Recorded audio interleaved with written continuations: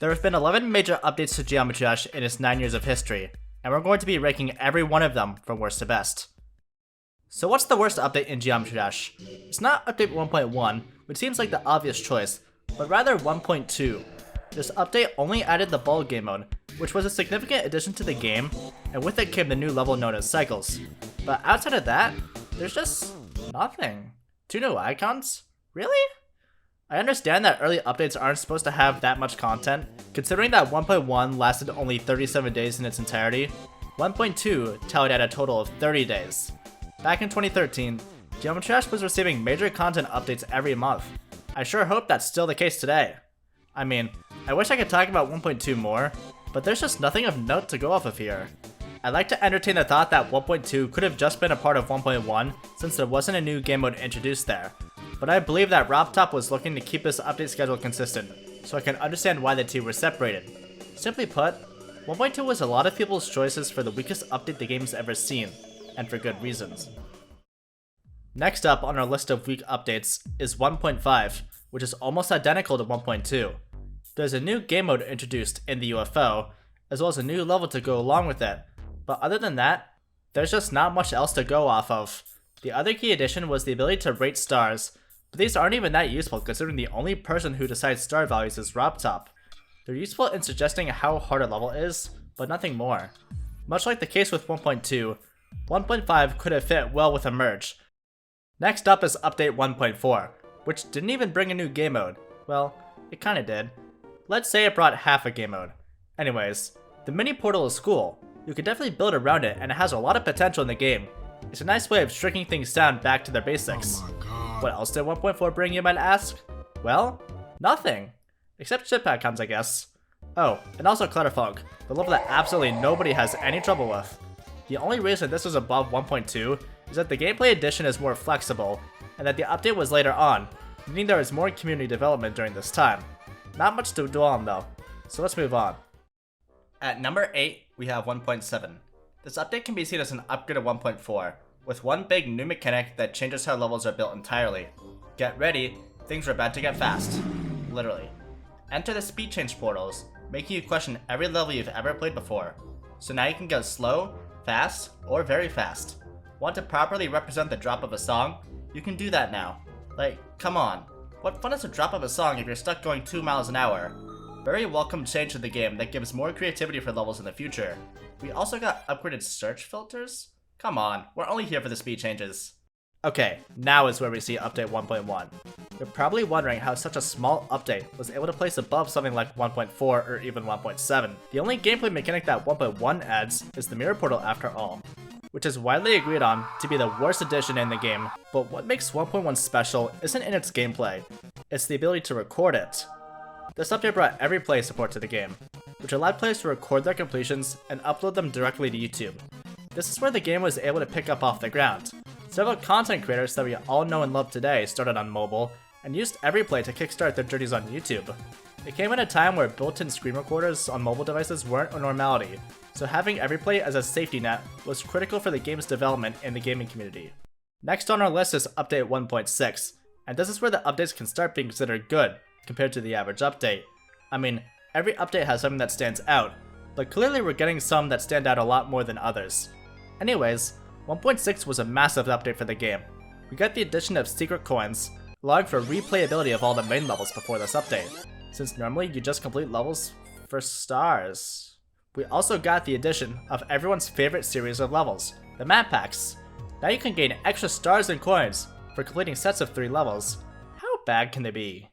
The leaderboards were expanded during this update as well, with the new weekly leaderboards. We also got Electroman Adventures and Club Step, the first main level to have a demon difficulty. Next up we have 1.8, which threw us a curveball, literally. There's slopes in the game now, so now instead of jumping up and down, you can move at different angles, making for some interesting gameplay mechanics. There's also this new level called a Hexagon Force. I wonder if there's a new game mechanic in here. Oh fuck. The 1.8 update added the dual game mode, along with the 2-player mode, allowing for a nice little multiplayer experience, if you have anyone to even play the game with. The new slopes, despite being a little clunky in terms of their physics, give so much more possibilities for levels, with some levels in particular even building around these instead of solid blocks. It's a very interesting and welcomed addition, and combined with the new duel mechanic, Update 1.8 was a very successful update for the game, being the catalyst for an even better update in the future. Next up is perhaps one of the most surprising entries to this list. We've seen a common trend where updates bring something new to the table in terms of gameplay, but for the next entry, there's not a single new gameplay mechanic, but the introduction of a new leaderboard system that changed levels forever. Update 1.3 brought one big new addition to the game: stars. Before that, you just complete levels for fun, I guess. But now, there's a star system, as well as a leaderboard system to go along with it. There's now a competitive atmosphere to the game, which allows for players to have a reason to play the levels. But what good is a leaderboard system with only 10 levels to collect stars from? How can we make the leaderboards intriguing without needing the developer to add 100 levels to the game? How about letting user-made levels give stars? That's right, in 1.3 we got the introduction of the rating system, as well as the introduction of the demon difficulty. So yeah, pretty important stuff we got here. The rating system itself, while some argue its efficiency and standards, is a great way to recognize what the upper bounds of the level editor are, and gives a new purpose to use said editor. So yeah, 1.3, stars, leaderboards, demons. 3 small additions that change the course of the game forever. I think it turned out pretty good. I've heard a lot of people talk very badly about Update 2.0, but honestly, it was just a big transition period from levels looking like this to looking like this. We did get a lot of very cool features in the update, so for that reason, Update 2.0 is placed at number 3 on our list. The update added moving objects and the ability to make objects invisible, the robot game mode, teleportation portals, user coins, the friend system, and the editor preview mode. It's a very sizable update, and the features in this update help shape the success for levels later on. Though, I've heard a lot of people trash this update, mainly for the fact that they don't like the levels that were made here. While I can see where they're coming from, I can't say that the levels were bad because no creators were skilled enough. 2.0, like I said, was a big transition period for the game, and I feel like creators just didn't have enough time to fully grasp the update's editor. Update 2.1 had the same problem as well. It took at least 1 or 2 years for the big boom of levels that we all know and love. With that said, 2.0 is still one of the best updates in the game content-wise, but there's still 2 more updates that top this one. Wasting no time at all, I am placing Update 2.1 at number 2. The update that has lasted for over half the game's entire lifespan. Why is it number 2, despite the game reaching peak numbers here? Update 2.1 introduced many new things, the first of them being the spider game mode, which is perhaps the least used game mode in the entire game. Only the mirror portal is used less today. But aside from that, we got the new demon rating system, so instead of having levels such as the Nightmare and Sonic Wave being the same difficulty, there's now a feature that separates them, which is a great way to find new levels to play for your skill level, instead of just looking on the demon list to find the hardest levels, or just straight up hoping for the best when you enter a level that the difficulty is what you're looking for. This may be the best feature that was added in 2.1, and I'm not exaggerating on that.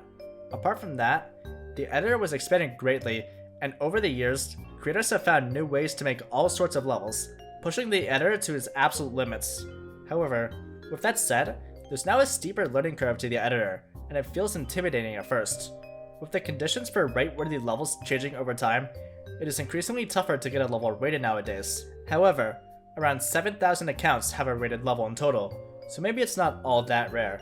We also got the daily levels, along with the weekly demons, and the new currencies of mana orbs, diamonds, and also shards, so there was definitely a boom of content to go around.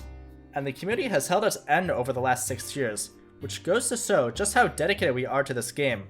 Or addicted. Or trapped. I know a lot of people who have started in this update, but what surprises me is how many people have stuck around after all this time. According to a poll that I put out to you guys, a sizable portion of you are still here even before Update 2.1's release. Whether you're here for the full time or not, doesn't necessarily matter. The fact that you're still here is a huge testament for your love for the game. However, with that said, there's still one more update that we have left to talk about. One that changed the way the game is played forever. Finally, at number 1, we have 1.9. And before you all think I'm just saying this because I'm an old geezer who has nothing better to do with my life than playing a 2D platformer game, hear me out. Starting off with the most obvious addition, the Wave game mode. Despite being called a clone of the ship at first, the Wave has become a staple in both easier and harder levels. Apart from the ship and the cube, the Wave is likely the most used game mode. We also got the introduction of user accounts and the ability to back up your own data in 1.9.